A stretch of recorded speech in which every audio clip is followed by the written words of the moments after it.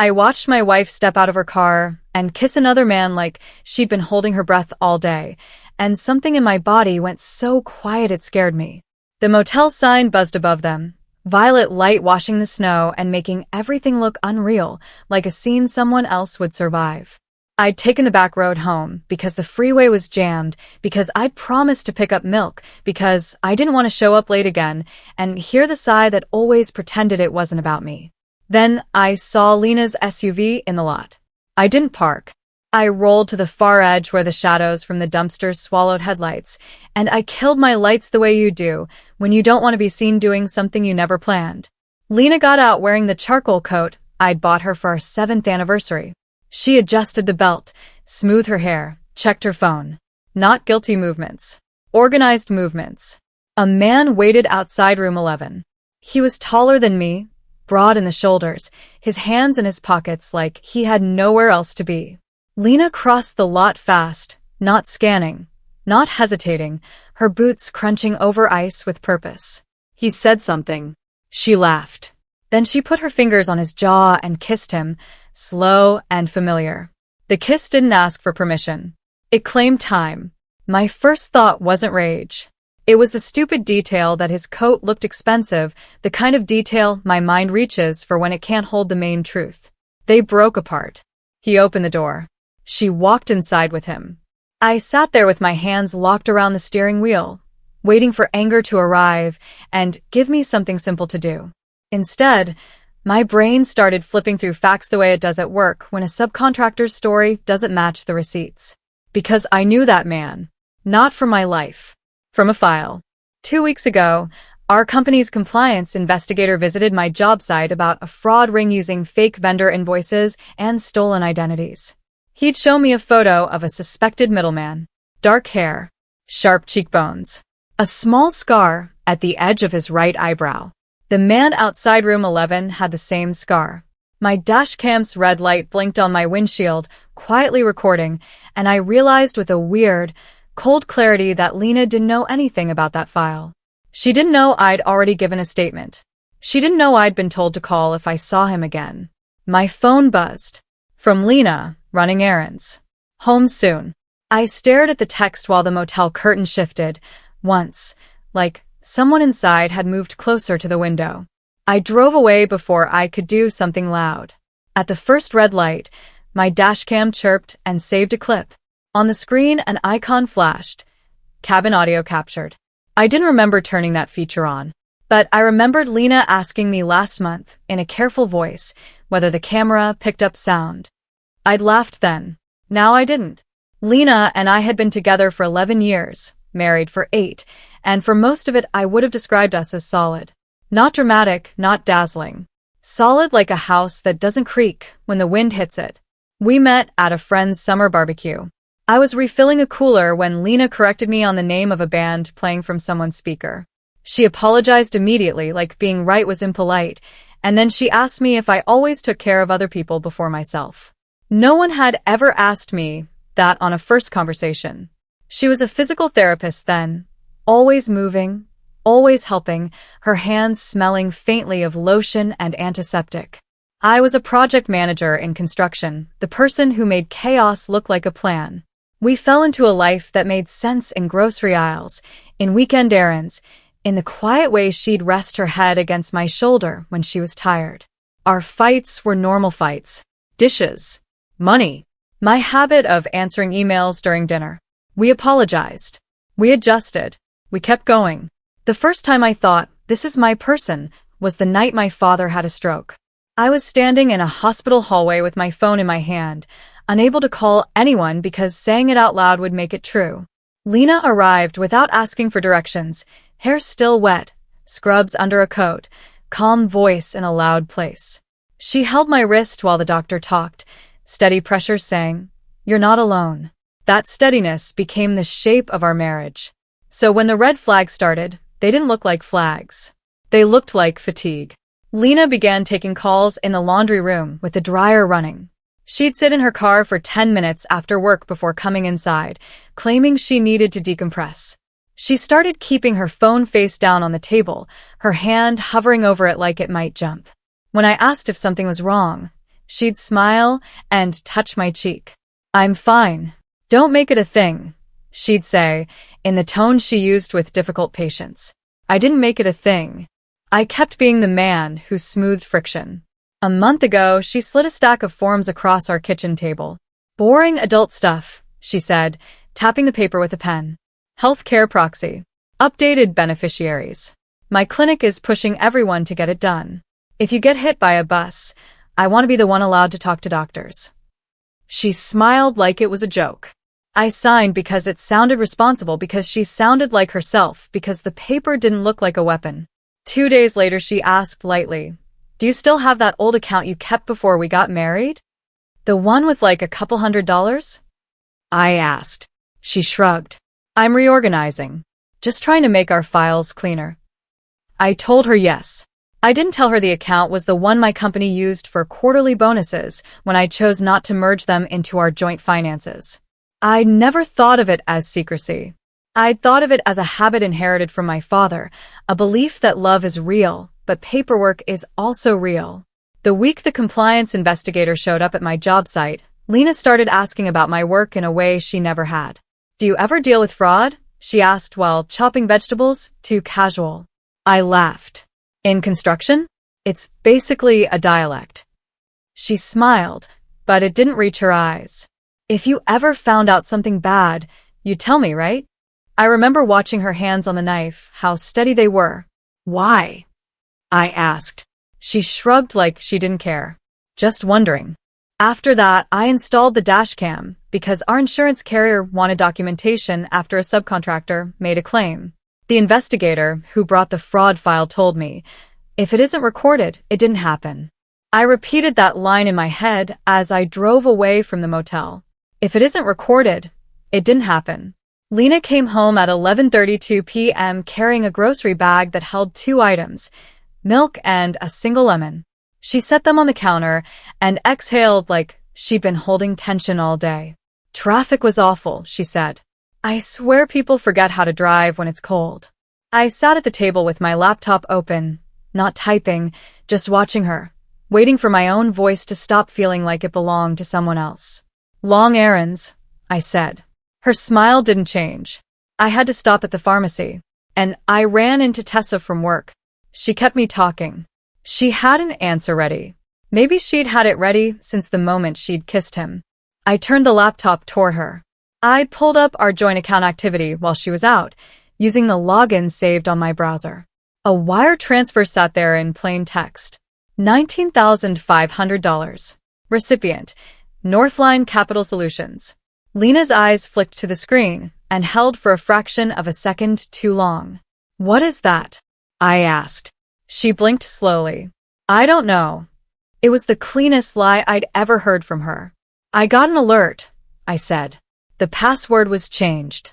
She walked toward me with her palms open like she was approaching an anxious patient. "Okay, breathe. Banks mess up all the time. We'll call tomorrow." "Were you at a motel tonight?" I asked. She stopped mid-step. The air in the kitchen tightened. "Why would you ask me that?" she said, voice carefully amused. "Because I watched you, I thought." Instead I said, "Because you're lying to me like you've done it before." Her expression sharpened, irritation flaring. "You're being paranoid." I leaned back, studying her the way I study a budget when the numbers don't align. "Northline," I said. "Who are they?" "I already told you," she snapped. "I don't know." Her phone vibrated on the counter. She didn't look. It vibrated again. She grabbed it too fast. I caught the name on the screen before she could hide it. "Drew." Lena's throat bobbed. She forced her voice into calm. "It's work." "At 11:30? I asked. She didn't answer. She turned away and walked down the hallway like distance could make the lie more convincing. "Lena," I called. She stopped at the bedroom door and looked back at me with a tired, angry face I barely recognized. "Don't do this tonight," she said. "I can't handle you spiraling." Then she closed the door. The lock clicked. It wasn't the sound of privacy. It was the sound of separation. I sat alone at the table and opened my dashcam app. The motel file was already uploaded. My finger hovered over play. At 2:11 a.m., I listened to the clip with headphones on, like I was afraid the walls would judge me. At first it was only my engine idling, my own breathing, and the faint crackle of the motel sign's transformer. Then Lena's voice, close enough to be caught through the window gap. "I moved it," she said. A man answered, amused. "You always sound scared when you do it." Lena's voice was different than it was with me. Less warm. More precise. "I moved 19.5.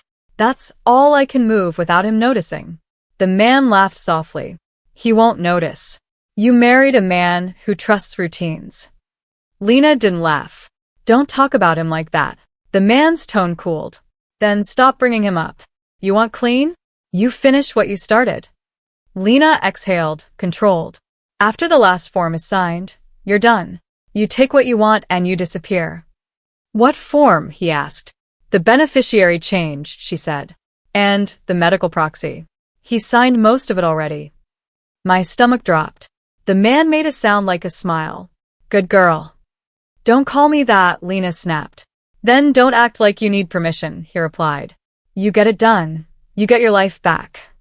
Lena's voice softened, almost pleading. "You promised you wouldn't contact him." "Your husband," he said, and the word husband sounded like a joke. "Relax. I'm not interested in him. I'm interested in what he has. What he has. Not who he is." Lena whispered. "If he finds out, he'll leave." "He won't find out if you're smart," the man replied. The recording caught the motel door opening, then closing. Lena said, quieter, "Just tell me this ends." "It ends when I say it ends," he answered. The file cut off as the dash cam saved another segment. I pulled the headphones off and sat in the dark kitchen with my hands flat on the table, like I needed to feel something solid. This wasn't just an affair. This was a plan. I thought about the papers Lena had slid across the table. Her jokes. My signature at the bottom. I thought about the compliance file with Drew Keaton's photo. And I felt the shape of the shock settle into something colder. Lena didn't know I'd already been a witness. She didn't know that by walking into that motel room, she'd stepped into an investigation that existed before her lie. At 2:39 a.m., I forwarded the audio file to the compliance investigator and typed one sentence. "That's Drew Keaton. He's using my wife." At 6:07 a.m., my phone rang. "Do not confront him," the investigator said without hello. "If that's Drew, we've been trying to put him in cuffs for a year. If you spook him, he disappears." In the hallway behind the closed bedroom door, Lena slept. And for the first time in my life, the thing I needed wasn't an explanation. It was control. By noon, my bank had frozen the joint account, and a detective from financial crimes asked me to meet him in a parking lot behind an office building that smelled like wet concrete. He listened to the recording in my passenger seat, face blank, then nodded once like he'd been waiting for this piece. "She's in trouble," he said. "So am I," I replied. He looked at me. "You want to keep her safe?" I swallowed. "I want to keep myself intact." He didn't flinch. "Then we do this carefully." He laid out a plan that made my stomach turn. A controlled call, a meeting, a way to get Drew to show up thinking he still held the leash. I drove home with the plan riding shotgun, heavy as a weapon. Lena was in the kitchen when I walked in, hair damp, robe tied tight, eyes tired but sharp. "You froze the account," she said. It wasn't a question. "I did," I answered. Her face tightened. "You had no right." I stared at her. "No right. After you wired money out of it." She flinched, then leaned into a softer tone. "You don't understand what I'm dealing with." "I heard you," I said. Her eyes widened. A flicker of panic. "You were listening," she whispered. "I saw you," I said. "And I heard you." Her mouth opened, then closed. Her hands lifted like she wanted to touch me, and didn't know if she was allowed. "It's not what it looks like," she started. "It sounds like you're changing my beneficiary," I replied. Lena's face went pale. "I wasn't going to hurt you," she said quickly. "I was trying to buy time. He has things. He can ruin me." "What things?" I asked. Her eyes darted away. "It's complicated." "No," I said. "It's specific. Tell me." She pressed her fist to her mouth and stared at the floor. Then she whispered, I approved a vendor payment that wasn't real. I thought it was routine. It was his company. When I caught it, he already had the paperwork. He said if I reported it, he'd report me first. The confession hit me like a shove. You helped him steal, I said. I didn't mean to, she choked. And then he came back with photos and threats and… You kissed him, I said. Her face twisted. He wanted proof I was still cooperating. I watched her shake and felt my anger split into two directions. Part of me wanted to hold her. Part of me wanted to ask her when she decided I was collateral. She grabbed my wrist, nails digging in. What are you going to do? I pulled free. I'm going to end it, I said. Her eyes widened. How? I met her gaze. By letting him believe you're still obeying. Her phone buzzed. She looked down. Drew. Her thumb hovered. And I realized she wasn't deciding whether to protect me. She was deciding which threat scared her more. We took the call on speaker. Lena's voice shook as she said, I can't transfer more. He froze everything. Drew's voice filled the room like smoke. Then you get him to unfreeze it. He won't, Lena whispered. Make him, Drew said. Cry. Threaten. Do whatever you do. You're good at playing steady. My jaw tightened. Then I leaned in. Drew. This is Nate. Silence. A small laugh. Well. Look who decided to wake up. You're recorded, I said. Sure, he replied. You think that matters? It will, I said. Drew didn't sound worried. He sounded entertained. You want to be a hero? Fine. Bring the rest in cash tonight. No cops. Midnight. There will be cops, I said. He laughed. Then there will be consequences. For who? I asked. For her, Drew said immediately. You think she told you what she did? You think she didn't sign what she signed? She's not a hostage, Nate. She's a partner. Lena made a choked sound. Drew kept going, confidence ugly and smooth. She came to me because she needed someone who understood leverage. And now you're surprised. My throat tightened, but my voice stayed even. Meet me, I said. He paused. Where? I gave him the address the detective chose, a strip mall lot with cameras on 3 corners. Midnight, Drew said. Bring it. Then, softer, aimed at Lena. If you betray me, I burn you first. He hung up. Lena started crying silently, shoulders shaking. I didn't comfort her. I didn't punish her. I watched her with a sadness, so deep it felt like distance. At 11:52 p.m., I sat in an unmarked car with the detective and watched Drew Keaton pull into the lot in a black sedan. He got out like he owned the pavement. He walked toward my car. Then headlights flared behind him. Officers moved fast, voices sharp, hands visible. Drew turned to run and tripped over his own certainty. When they pinned him to the asphalt, I expected victory. What I felt was the strange emptiness that comes when a threat becomes a body. My phone buzzed. A text from Lena. Did it work? I stared at the message and realized she was still asking for reassurance. Like I was still the man who smoothed friction. It worked. That's what the detective told me when the paperwork started and my adrenaline drained away. They found evidence in Drew's phone. Other women, other transfers, other threats, a pattern of leverage that looked like a career. Lena was suspended pending an internal review. Not because they believed Drew. Because they believed the money trail. She called me from a parking garage, voice raw. I'm ruined, she said. I listened to her breathe and tried to locate the wife I thought I'd had. I didn't want this, she whispered. You still did it, I said. A long silence. Then she said, You didn't know me. I exhaled slowly. No, I said. You didn't know me. She asked where I was. I didn't tell her. I listened to the way she kept swallowing. He's arrested, she whispered, as if the words could undo the year she'd spent feeding him pieces of our life. I told her the truth. The police had his phone. The bank had frozen the transfer, and my statement was now part of the case file. She went silent, then said, If they look at my emails, I'm finished. That was the last time she made it about herself without even realizing. I hung up and felt my hands steady. The next morning, I met with my attorney and revoked every document Lena had asked me to sign. Healthcare proxy. Beneficiary updates. Everything. I wanted to be angry while I signed the revocations. Instead, I felt careful, like anger would make me sloppy. I went back to the house while Lena stayed at her sister's. I boxed my clothes. I took the photo albums. I left the scarf on the hook by the door, like an artifact. On the kitchen table, I found a note in her handwriting.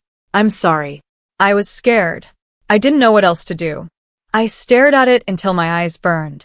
The terrifying part wasn't that she'd been scared. It was that fear had turned her into someone who could use me and call it survival. That night, alone in a short-term rental, I opened the dashcam app again and watched the motel footage without sound. Lena's laugh. The kiss. The moment she walked into room 11 like she belonged there. What she didn't know wasn't only that I had a recording. It was that I had already stopped thinking of us as solid. Solid isn't a feeling. It's a choice. And the night I saw her with another man, I finally chose myself.